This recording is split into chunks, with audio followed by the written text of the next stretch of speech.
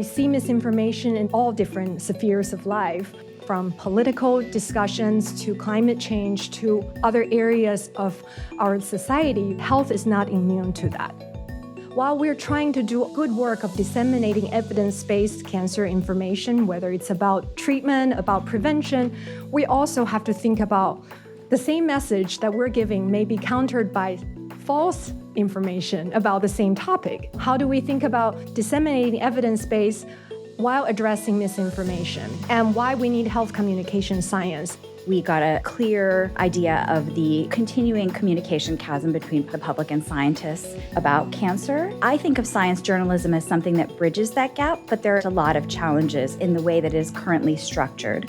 Similar to the way that our health system is currently structured in a way that doesn't promote optimal communication. The healthcare system, I think, has traditionally been afraid of social media.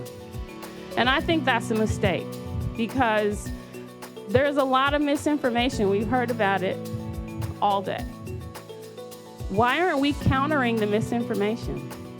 So if we think about cancer communication, we now have growing amount of inaccurate or false information. How do we foster scientific literacy generally? And this is not just at the point of a cancer diagnosis, but for us as a society.